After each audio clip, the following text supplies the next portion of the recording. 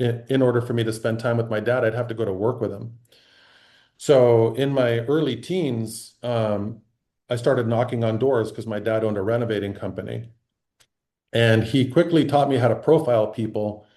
He called them strokers, brokers, lonely people, and mooches. And so at a very young age, I started to learn and develop these signals as to who really wants to do business and who has a reason or a story for everything. And again, I didn't understand what that meant to me, right? These are all just things I'm learning, but I have no idea they're going to add to my skill set. And so also at a young age, because I was spending time with my dad, I had to go knock doors for his company. So all of a sudden I'm approaching all these different strangers and I had to learn how to create an opening in seconds. And then you really started to see who the stroker was, who they always had a story, but they would never do anything. The broker was, they would tell you what would happen when their $1,000 Iraqi dinar purchase would turn into 10 million. And then there was the lonely person, which typically and unfortunately was the older demographic, and they'd invite me in and show me photo albums, and they never had any intention of wanting to buy renovations, but they wanted company. And then there was the mooch, as my dad called it, the person that gave all the buying signals. You know, they'd already been thinking of home renovations, they had the money, the plan was there, and they were going to move forward. So for me, that piece is really what was a development ground in my head for why I had very early success in real estate when I started, because it's the only thing I've ever done. I'm in residential real estate. And I started back in 1993 in Canada, and it was recessionary around that time. The leader of our province, Ralph Klein, made it illegal to run a deficit. So let's just say a lot of properties hit the market at that point. And then I moved to the United States, to San Diego in 2008. And we all know what happened there. And how did I rebuild my business? I literally let go of a very successful business in Canada to be with my wife here. And I quickly started door knocking banks. I went into Chase, Wells Fargo, US Bank, all the big banks. And I'm like, who is your mortgage lender? And immediately they'd connect me to someone, and that someone would be like, this is really interesting that you walked in. Our manager's been telling us to talk to more realtors. And the next thing you know, I start getting buyer leads from these banks. And then fast forward into when everything started to crash, I went to some different conferences, and the next thing you know, I'm listing foreclosure properties because I'm talking to the owners of distressed asset management companies. And I don't know the first thing about listing a foreclosure, but you just need to show up and have questions that seem intelligent. And the vice president of this company used to play football in Saskatchewan in Canada for a Canadian team. And so we found common ground and an alignment. And so that's going to progress into my conversation about what I started to figure out, like, how am I succeeding over 32 years in real estate, year after year, when this is uh, a hunt, and a hunting business. There's repeat businesses only because of the relationships we develop or the job that we do. And so we get referrals, but I'm brand new here, right? And to all of a sudden meet these people and figure out how to get into their life and then progressively become valuable. And that's why Provisors is such an incredible piece of what I do now, is because I have a walking Rolodex of all of these professionals. So how do you leverage yourself, right? When you become more than just somebody who sells, how do you become a valuable advisor? And along the way, I kept asking myself, how am I having the success year after year? And it's not that we ever give up on the grind or, the follow-up or different marketing methods. Like, we're constantly moving forward, but I wanted to get to the how am I succeeding every year? Why does this keep happening? What is a process? And then I ended up writing a book called The Communication Code. And in that, and this is where I really want to start focusing this conversation, because I'll tell a little bit of a coaching story that I was involved in where I was the student. But I wrote, the beginning was, who are you? What do you bring to the table? It doesn't matter what profession you're in right now. You have a skill set from life that you bring into whatever it is that you do. Whether you're hyper analytic, whether you're somebody who is a connector, whether you're completely driven to find solutions, like you have a way of showing up in your world, period. It's how people see you. The problem is that we're never reflecting with ourselves often enough to realize what talents we're bringing to the table for everything. That could have been one of my cats knocking over dishes, but um, you don't know what's going to happen. You don't know who you're going to meet, but how do you prepare yourself for all these random strangers or referrals that you're going to meet that are still strangers? Like, who are you? What do you bring to the table? And I started to really focus on that. And I looked at every single person that I meet as a rough diamond, right? And everybody has an opportunity to sharpen their skills. And so I started to look at, okay, so I realize I'm relentless. I will never quit, and I'm a solutions-oriented person. Great. That's what keeps me moving forward. But how am I doing what I'm doing? And then I started to look at a process of selling. And so this is where I want some of you to take notes, because this framework is in my book, but it's the key to what drove my sales forward with what I call purpose and direction. So in my real estate world, I have a framework called LP Mama. It's a qualifying acronym. LPMAMA: location, price, mortgage, agent, motivation, and appointment. Within that framework, I need to get true answers on that framework. Where do you want to be? Why do you want to be there? Do you have the money to get there? Is there a professional like myself that's already helping you get there? And what's your timing? Now, you can all ask yourselves, because you're doing that at the moment, what's my framework, right? How do I qualify people? What do I need to know every single time, without exception? And what I mean by that is, when I'm talking to somebody about location, I'm not just asking them if you're familiar with San Diego, because I'm assuming we have people from everywhere. There are different cities here. One is Carlsbad. It's in North County. It's coastal. It's amazing. So, oh, I want to be in Carlsbad. Okay, great. And I just assume Carlsbad is it. Now, I lost one deal one time by not asking this question, and I only did it once, because a real estate commission, when you lose it, is a painful commission to lose, because they're quite substantial. So now it's, what areas do you want to be in? Okay, great. You get all of that. Are there any secondary areas or other areas around San Diego of equal importance that I need to know about so that I don't miss anything? Right. So you start to layer in these questions. So that's location, the price point. Oh, I'm going to pay cash, or I'm financed. Okay, you're financed. Have you talked to a lender yet? No, no, but my credit's good. Well, how do you know your credit's good? Well, Credit Karma, and I ran through the calculator on Zillow, and everything looks great.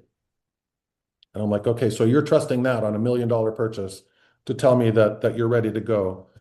And you didn't pull your credit to find out if there's something erroneous there that's going to stall us later. Right? So being daring, being brave, that's also something my dad taught me. Like, you can't let people go do the job they want to do, because it's going to the doctor, having a Wikipedia printout of telling them how they should diagnose you. And they're looking at you like you're crazy. But are we looking at our clients like they're crazy sometimes, where they want to lead us down their own rabbit hole? And during COVID, when houses were a lot easier to sell, oh, you guys just put a sign up and that's your job. So we also have to be able to explain our worth. Sorry, my phone. So we have to be able to explain our worth. And then when we go down to the agent portion, is there a professional like myself that's already helping you navigate your real estate goals? And they'll either say yes, which there's certainty there, yeah, or no. And a lot of people will also hear, yeah, and they won't do anything. Where for me, that's a precursor to dive in as opposed to, oh, okay, they're fine. And what I found is there's a lot of fear in our own mindset when we're talking to somebody and they give us an answer and we're afraid to dig into it for fear of losing that prospect. Where the truth is you never had that prospect to begin with, ever. If you give them that permission, they have permission to kind of lead you by your tail for the entire time. And then another great one, I remember when I gave a talk years ago, it was about timing, right? Like everything else was great. Location, price, mortgage, agent, there was nobody. They're perfect. And then it was a painting contractor. I remember I was coaching and I'm like, well, did you find out their timing? And they're like, no. And I'm like, okay, so you ran over there, you gave a quote. It seems like maybe, but you have no idea when they want to do what they want to do. And if we don't ask, how soon did you actually want to buy or sell a property? And if you don't ask that question, then you honestly don't know. And I think a lot of us in the sales world go off hope. We just hope. And you can't ever hope if you value your time. And if you have time to burn, great. That's fine. You can do whatever you want. No one's telling you that. But if you want to achieve at a much higher level, you have to know all of these things. Do they have the money? Who are the decision makers? What's their timing? What's wrong with their current product, right? And those are things you can ask yourself in your own business because these are all the things that we need to know. It's universal. And then I was like, okay, I have a framework. So now I can never get lost in my direction. And while I'm talking to people in that framework, that's what I call conversational direction. But now, how do you get people to buy into you? And everybody wants to be heard, acknowledged, understood, and then taken care of. And in that process, we still have to there's a chapter in my book that's around mirroring and matching people. Like if somebody's talking 86,000 miles an hour and I'm talking like this, we're going to have a mental disconnect, or vice versa. If they're using certain language or words or their posture, and I'm completely the opposite, they're not going to feel like I'm very connected to them. So there's a very subconscious level of connection that we also have to be very aware of, that when we're talking to people, we're getting them to buy into more of us because they're subconsciously going, "Oh, I really like this guy, Steve. He just seems like me." And once you learn how to do that and you get into rapport and then you touch your nose and they touch their nose and then you get kind of freaked out that it actually works, you're like, wow, there's something to this connection. And then the third part of this process, again, of developing awareness is what I call word empowerment.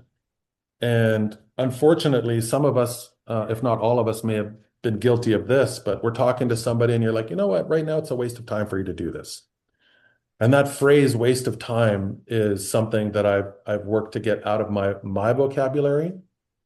But when I hear it from my prospect, you know what, I might be a waste of time right now, but I praise them for being courageous and telling me that. And why do I praise them, even if they're not ready?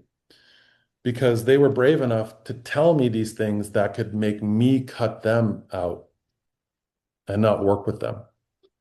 And sometimes that's very deflating to people when you validate the fact that they're not worthy or they're not good enough or there's a problem. And everybody wants to be treated with dignity, even if they're not ready, because there's something called the nurture game, right? Like you just follow up with somebody in the database and you know everything about them. And the next thing a year later, they're ready. But in between those 365 days, they might have referred you two or three people because they loved the fact that you made them feel accepted, even when they weren't ready. And so word empowerment is meant to connect, not isolate. Let's plan together, walk side by side through the process. Like when you can enlighten and empower and connect people to the journey they're going to be on, as opposed to just, stay in the corner, I'll tell you when we need you. Some people will allow you to do that. There's a property I'm writing an offer on for these clients that got referred to me by an attorney. And I'm telling you,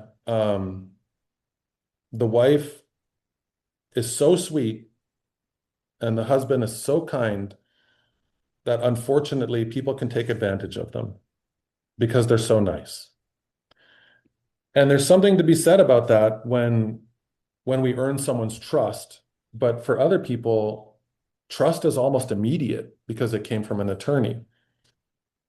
And so we also have to be very careful with how we nurture and demonstrate how we're going to take care of people because some people, when they show their willingness or eagerness to work with us or move through a process, a lot of people can take advantage of that.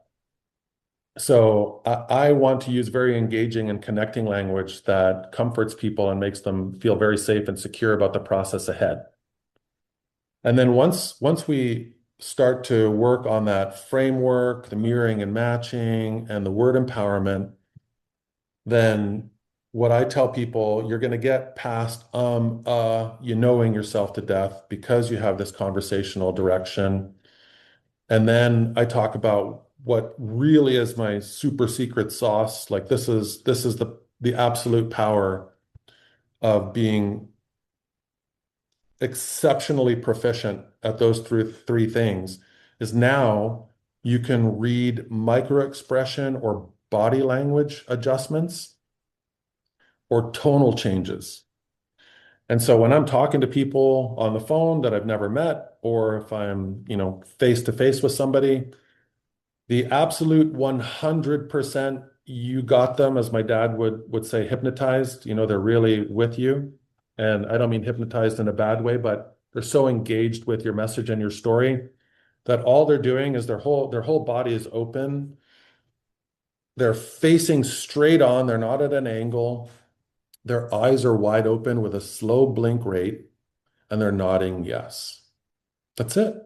That's as simple as it is. And when someone is doing that, they are 1000% bought into you, your message, what you're telling them about the story of how you're going to lead them through everything. And then if anything changes, you could be going through your qualifying, right? And you say something, and then all of a sudden you see somebody kind of pull back for a second or look down and then come right back to you. And it's only a second. It only takes a second. And you keep going. You keep going down that course. And the next thing you know, they start to turn away, they start looking at their watch, their leg starts bopping up and down, and you don't know what to do. So what do? You talk faster, you don't ask questions, you start to panic, and the next thing you know, that prospect can't get away from you fast enough because you didn't pick up on their secret language that isn't a secret. It's just if you're not overly proficient in how you're dialing in, you're qualifying and connecting with people, then you're so in your head that you might be, and we do that. And when I coach people around that, I'm counting. I'm literally on my hands counting the And then I ask them, how do you think you did? And the funny thing is they don't even know that when I get to, do you know how many times you said, And they're like, no. And I'm like, 11. And so creating an awareness, it's so critical to elevating the game. But what I noticed was if we're not comfortable in our own head about why we're there, imposter syndrome, I'm not good enough, I'm not lovable, all these things that I also reference as the wounded inner child in all of us, because we all have it. I had it with my dad, because my dad was so over the top. And it was always my dad's way that all I had to do was sit back and everything was provided. It didn't really matter. Fridge was full, money was there, bought me cars that I crashed, all that stuff. And as proficient as I was as a young man, I didn't have the confidence that I have now because my dad always just took over. And so I'd go up these snakes and ladder things, and I'll tell that coaching story. You kind of hit this plateau of who you really think you are internally. Not that the world sees you that way, but you see yourself that way. And then you do something that just causes you to come down 8 levels. And this is where that coaching story I mentioned, I would bring back up. one of my first real estate coaches I had in San Diego, amazingly successful realtor, terrible coach. And why do I say that? Is because unfortunately, I'm great at certain things, not great in others. My my organizational behavior sucks, stuff like that. Like I could lose a pen behind my ear. But you put me in a room with anyone and I'll figure anything out. You transport me anywhere in the world and I'll figure it out. It's okay. But this guy, Mitch, did you do your assignments this week? No. Okay, do them next week. And how many times did that happen? Multiple times. What was the recourse or repercussions? Nothing. What was I able to get away with? Whatever. Because he never questioned the why behind I was doing what I was doing. And there was just different things that I had in my head about my own self-worth or my own level of success or the things that I didn't want to face or I'm doing good enough. Because I was still doing great in real estate, but I wasn't at that like 1% tier. And I didn't believe it in my own head. My dad knocked that crap out of me. Like he would listen to my phone calls that I would make at home in Canada and tell me that it wasn't good enough or you can't close on the phone or and all those things. I bought into all that stuff till I moved to San Diego. And then there was nobody here to save me. Once I got into my own corner of holy crap, I'm immigrating. Holy crap, my wife's pregnant. Holy crap, I have a kid on the way. And unfortunately, and I say unfortunately, but unfortunately, we normally make the biggest changes in our life when we're backs up against the wall, where you can't play anymore. You just can't. You have to get to business. And so that's when I wrote the book, and I'm like, how am I doing this? How do I replicate this? And even during COVID, when the world shut down, I remember I wrote a coaching course where every single morning I created an accountability call, and I had a lot of provisors on those calls in the morning because we had nowhere to go, right? Nobody had anywhere to go or any place to be because you couldn't. And the next thing you know, I had like 12 or 13 properties under contract just because I was following this method. And I was also speaking very vulnerably about what was going on in my world, which everybody opened up about what was going on in their world. And then it was like, okay, we're all just human, fair. Like, why are we all trying to be something we're not, which is not human? We're all freaking human. And like, as I sit here before all of you, I don't know if all of you are parents. I'm assuming a majority of you are. But we had something about a month and a half ago happen to one of our children who has autism. And she is not in California right now. We have her at a behavioral center in Utah because California doesn't allow you to parent your children. Where if our daughter wanted to walk out of this facility, she could leave. And I can't even explain to you how much trauma, thank you, Dan. We'll get you the video, but how much trauma I'm dealing with and what's going on. And I'm flying to Utah tomorrow because we have to step down where my daughter is into a residential treatment facility. And my entire family is decimated.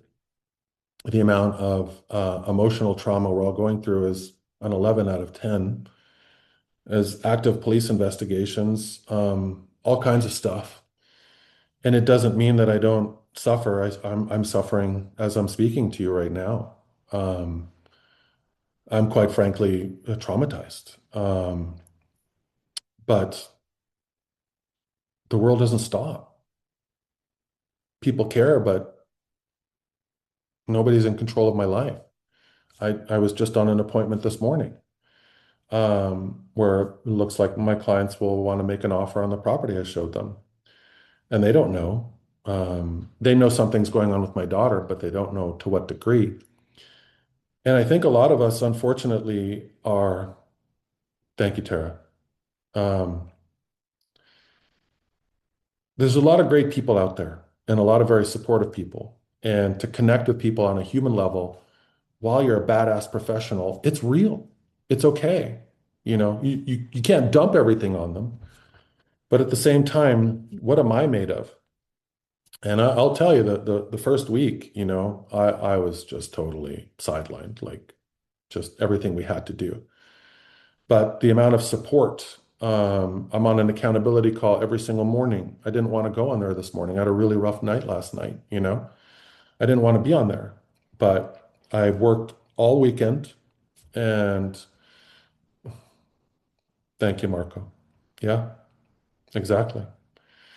And we look at who we are as professionals, and I'll tell you, man, like when you open up about what's going on in your life to a degree, holy crap, like even what's blowing up on here in the chat, it's real. And we don't do that. And we think if I don't sell 20 houses a month, I'm a failure. If I don't do this, I'm a failure. If I say that, people are going to look at me as weak. And it's the furthest thing from the truth. It's the most healing, most incredibly binding, most rewarding thing that you can go through because everything I've been going through in the past 6 weeks has also rekindled my love for humanity, not the things the monsters out there that created all of this with our daughter, but the beauty and humanity that steps up. And then you also learn about yourself when you gotta move through all of these things. And the stuff that I'm going through, I might have to spend like $100,000 this month for my daughter. So there's a lot of like freaking out that goes off in your head. But the practice, the practice of everything that we do, understanding how to navigate your professional world like a professional, right? And sharing everything that you can share about being a human while you connect with people on a level that bonds them to us. And when we do a 15 out of 10 job for them. And they also saw us navigate this stuff. And they shared some stuff that's going on in their life or that happened with kids, relatives, or whatever that also shaped them. The stories that I've heard from people along this journey are mind-boggling. The amount of people I had no idea that had suffered the way they've suffered, because I just see them as regular people with just this story I tell myself about who they are, right? But when you focus on all of these things and you never give up and you have support, it doesn't mean you're not going to have bad days. But when you keep sharpening your sword on all the things that are going to come at you, the one thing that I've been telling myself in the past week, because I've had a pretty easy life up until now, I'm not going to lie. Like when I lived in Canada and I had a successful real estate practice, I had a property downtown, I had a winter car, I had a motorcycle, and I had a convertible. And my friends were bitching about their lives. And I'm like, I never even got it. I don't even understand. It was so like clueless. And then I got married and I'm like, oh, responsibility. This is different. And I was like, okay. And then we had our kids and I'm like, oh, this is different. And I still had to show up and work, even though all of our kids were hard, for sleep. And my wife and I were at it, because you're not sleeping. And then how do you get through that? And then I rebuilt this great business here, and now we're going through this. And if I didn't go through all those moments that sharpened me as a human while I was sharpening myself professionally, and I didn't learn the level of empathy that I have now, I kept learning the different levels of empathy. But at this point, man, there's nobody that's going to tell me that they have a worse life than me. They may have a different story, but my story is pretty up there and traumatic. And that's not going to define me. It's just going to direct me. And you can use this to put yourself in a corner and hide, which I want to. I do. I totally want to. A lot. But that's not the option I give myself because that's just one side of my brain giving me a story to bow out, and everybody's going to be okay if I take that story. But my mortgage company doesn't care. My insurance company couldn't care less. My car companies, they don't care. So, like, to continue forward, what do you do if you don't want to crumble? And I'll tell you, when you can share it, when you can show up, when you're still moving yourself forward, when you're in your rhythm and doing things passionately, like a client I showed a property to 3 days ago, she started crying. She loved the house so much, like literally. And I just went and gave her the biggest hug. And I said, Gina, this is why I do what I do. To see you this emotional about the love that you have for this house. Now I just got to sell their freaking house, which has been really challenging, right? So I got the cart before the horse on this one when you have to be contingent. But all my goal is now is to sell their house and help them progress in their direction. But it's for them. Do I want to make a commission right now to support my family financially? Yes, absolutely. But if I get carried away in making a commission before I take care of my client, there's always the failure just happens. 11:59:59, right? Just before it ticks over to midnight. It's like it's gone. And so the past 6 weeks, I mean, that sword sharpener is on frickin' overdrive. And I'm sitting here, never have I said, why me? Ever. I haven't. But at the same time, I would say that it's massively strengthened my faith because of different things that have happened and the sequence of events that happened. And like, I'm okay taking the good with the bad right now. Um, the sucker punches with like feeling like I'm up in the outer atmosphere. And if it wasn't for all the training that I've done, if it wasn't for all the things that I've worked on professionally, I don't think I'd be able to manage the professional side because I wouldn't feel competent, through the entire process. I just wouldn't. I'd be searching, and then I would probably back away if the professional side seemed too hard. I don't quite know how to do this, so I'm going to stay away from it, or I'm not going to touch that piece, or whatever. And so when you look at your own business, and I want to turn it over to questions or comments and things like that. But when you look at your own business, how have you used your story, your strengths to help and support you? Would an acronym that I mentioned help your business so you have conversational direction? And how have you used traumatic events in your life to propel you forward as well? Because this is all part of it. And what I think I forgot to mention what I've been saying to myself recently, which is I just have to embrace the hard, it's just like nobody ever said it was going to be easy. And that's what I've been just telling myself over and over in my head. And why? It Thank you for being here, Abe. Like why, and so embracing everything. It's just embrace the suck. We've all heard it, embrace the suck. The real estate market right now, it's not what it was a year and a half ago. It's like, and with these interest rates in California and the payments of like $9,000 a month, like you need a pretty substantial job for that. It's not $1 million house anymore with a payment of 4,700. It's 9, 10, 12, 15,000. So people are looking at that sticker shock, and there's a lot of uncertainty going on. But I can't let the story of the market dictate my success either. I've always worked to see what I can find, where I can find it, get into the niches, and then always show up. Regardless, like I'm going to start door knocking banks again because there are still people wanting to buy, and the mortgage brokers are being left alone in the banks because everybody thinks that there's no mortgage business to be done, right? But those mortgage brokers in the banks that work for the bank, when someone goes up to the teller and they talk about maybe buying a house, they're trained to tell the mortgage professional, and then the mortgage professional is going to go over them. And then, when I first moved to San Diego, that's what I did. I talked to those people because the market was different back then, but it's different now. So, like, how can I keep propelling myself forward with the heaviest of heavy hearts right now, with a mission to take care of my family and my clients, but I'm professionally competent. I know my role.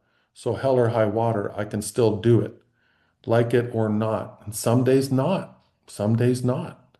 But that's not going to dictate my progress. But I think we can all attest to sometimes it's like trudging through mud, you know? You'll eventually get to the other side. Some days you're in a current going down a stream and it's all great and it's sunny and you're having your pina colada, and other days you're absolutely filthy. It's you don't know when when it's going to end, and you don't know how much you can endure. But there's a quote I wrote a long time ago, and then I'll open it up to questions. You only fail when you quit. And there's no quit in me to take care of my family and my clients and my future progress. But there's definitely a lot of weight. There's definitely a lot of weight on me. So I'll open it up with that so we can have roughly 20 minutes. And I hope everyone was okay with my vulnerability and open share because I'm not a superficial kind of conversation guy. It's not all perfect. It doesn't need to be. And quite frankly, I prefer it isn't because that's just an illusion. Thank you. So yeah, however we want to open it up, Lisa, I would love Sure. to. Sure. Any questions for Stephen? I don't see any questions that are in the chat at the moment. Please feel free to unmute yourself and ask any questions you may have. While we're waiting for that, I do want to say again, Stephen, thank you for your humility and grace. You were extremely vulnerable in including us in your journey, and that speaks volumes of your character. I Thank will you. say, being on the sales side for many years before my role here in Provisors, um, you always say that you can sell ice cubes to Eskimos, but where I found my greatest accomplishments was meeting my clients where they were and showing that I truly was invested in wanting to understand where their challenges were and then see what services I had or products I was selling that could help get to a successful outcome. But it all started with being vulnerable and being sincere and authentic. And that is exactly where you were today. So thank you for that. Thank you. The only thing I would say, I lost a child in 2011, and what I've come to realize, you don't get over things like that, but it gets different. But you just have to realize that everybody, coworkers, clients, colleagues, everybody has their own set of crap. And when you realize that and the empathy develops, it can help heal you and it can help solidify your professional career. Because when you understand that, this potential client sitting across from you has his or her own set of issues, it makes you a better professional salesperson, whatever you want to call it. So Agreed. thank you for opening up. I think that was terrific. Absolutely. And to the testament of opening up, if we just look at the chat, how many people are sharing and when do people share this? When do people share this typically? I've never seen all this in Provisors before. But again, I've never had anyone say something like this where I could also chime in and not necessarily comfort them, but be on their level of like what can really happen and how you still have to go through it. And I can only imagine what you went through yourself, Marco, with losing a child, like these are Well, things that one of the things, and everybody's in a different place. I just am fortunate enough to work at a law firm where my partners gave me some space. It wasn't that I had to, start closing deals right away. As a matter of fact, I needed to take some time and process.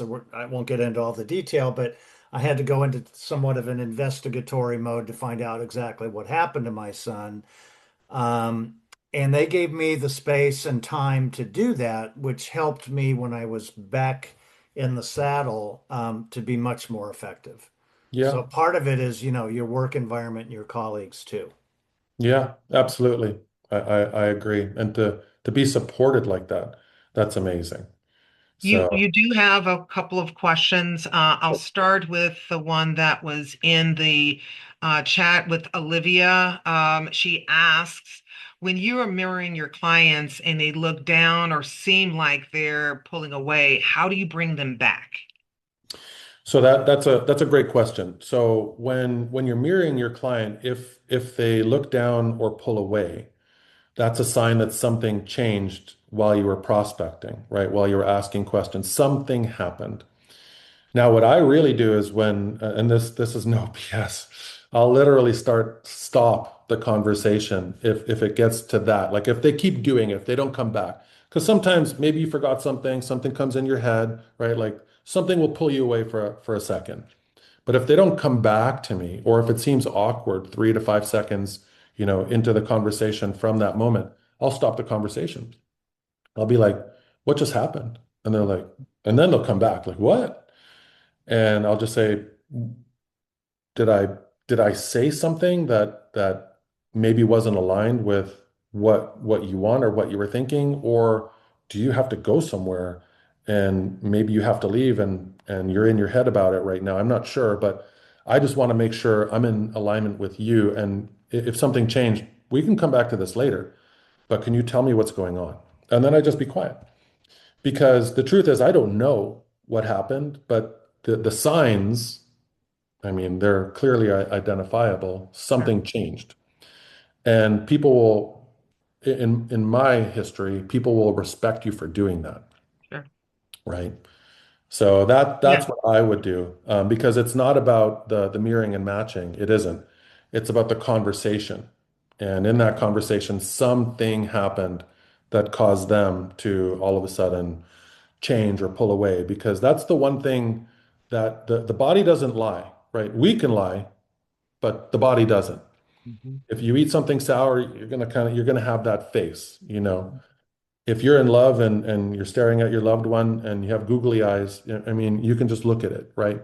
And yeah. everything in between. So those are the things. And I think that you can take that even into a troika. If I could see how this correlates to being in the provisor community, I think that what sets us apart is that the troika gets lost on some because they think that that is their position to do an elevator pitch, when in actuality, it should be an opportunity for you to really get to know your member and let them peel back the layers. And you can ask those probing questions that you really can't do necessarily in a meeting setting. So, yeah, identifying those physical and those nonverbal cues are a great way of letting them know that you truly are interested in learning more about them. So, Yeah. well done. All right, you have Maureen who has her hand raised, and then Randy, you're on deck. Stephen, thank you so much. This was a very significant discussion. Thank you so much, as I already said, about your vulnerability, which you and your family strength and resilience. I Thank want you, to Maureen. answer your question as well. How do you use your story? I think you've said it best about connectivity and communication. For me, it's about relationship building. I've spent my entire career before joining Provisors 2 years ago on the buy side.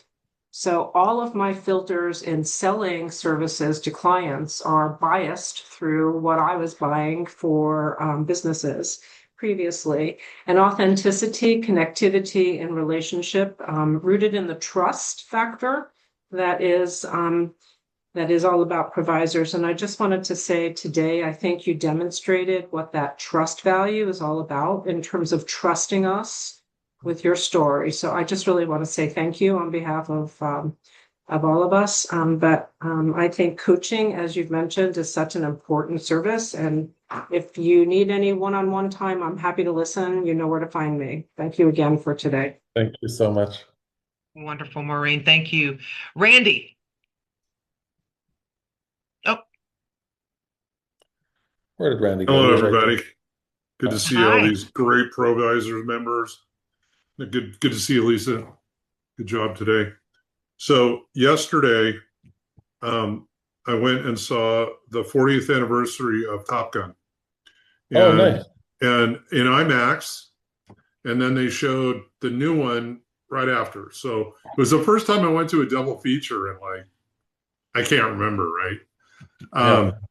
But what happened is that 40 years ago, I lost my brother, and it brought back, it just like opened that door, right?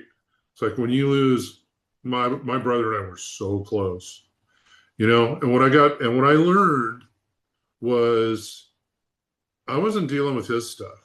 He was gone. It was all my stuff that I was dealing with. Yeah. And that was and I heard that so clearly with you today. Thanks for sharing that. And that really is the challenge, right? moving forward with all my stuff. Yeah. And I just wanted to say that I've all the stuff you're saying is like, yeah, Steve, yeah. Because I've been an entrepreneur for a long time. And if I'm if I start losing somebody in a conversation, that's probably because I'm talking too much, Right. right? Yes. And the best sales that I technique that I ever learned was to like really sincerely listen to people like Yeah. they get it, like I'm listening, and then listen to the opportunities for me to speak into their listening, Yeah. Exactly. right? Yes. 100%. That's Yeah, that connecting piece. Everybody wants to be heard, acknowledged, understood, and then taken care of, right? That fits right into that piece. Yes. perfect. Yeah, thanks for letting me share. Yeah, no, and I'm so sorry about your brother. Because I'm super tight with my brother, and I can only imagine.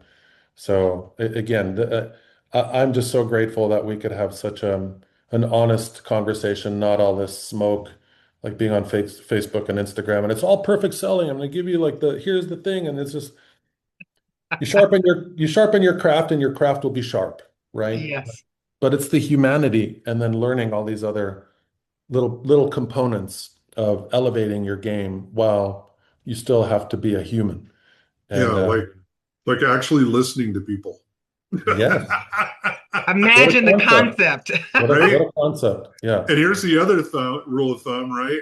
If I'm formulating my response to somebody while they're speaking, I'm not listening to them. correct. Period. 100%. Yeah, So right? with you. Okay. Yeah. And then That you're like, damn it, that was so good. And right, because then you forget when they're done. And then you butcher it. And then you're like, what did you say again? So yeah, that uh, is true. it's so Hey, true. Nick, you have your hand raised. I do. Hi. Thank you, Stephen, for your vulnerability and for your content. It's fascinating. I had two Thank you. questions. One of them is, do you have an audiobook version of your book? So I did an audiobook, but there was some freaking background noise, so I got to redo it. Oh, man. I got to redo it. But Lisa, am I going to get a copy of all this? Because I have to put it back in audiobook version. Absolutely, you will. Yeah. And Nick, I'll hit you up about that. Like, But I I have to put appreciate one that. out I've there. I've found over the years that I get so much more value from audiobooks than I do from reading a book. I just don't, my attention and my ADD or whatever has just gotten the better of me. But I'm the same way. audiobooks work Trust me. because I can listen to the thing, same thing 5 times and get it. The second question was going back to your comment on mirroring. Yeah. Um, and you made an interesting comment there. Do you mirror movements as well as comments? I mean, I've heard the speech pattern mirroring, but will you actually mirror hand movements as well? Yes. Wow. But again, maybe 25 to 30% to the Okay. degree of the prospect, because Right. you don't all of a sudden, some people could be rapid hand movers and you're like, you have a problem keeping up. If occasionally, you're talking in that conversation and they do a lot with their hands, every once in a while, do something Right. like that and expressive, but it's always got to be a toned down version. Always Right. a toned down Okay, version. that's So good to whether know. it's Yeah. posture, Right. right? Some people will be very, very, just very erect in their posture. Some people will be hunched over. Yeah. Some people might be shifting side to side sometimes. So it's just so bizarre. But if you just mimic those patterns to a slight degree, then something in their head just gives them permission to think Right. this person's like me. And it's not that you're not, right? It's not that you're not.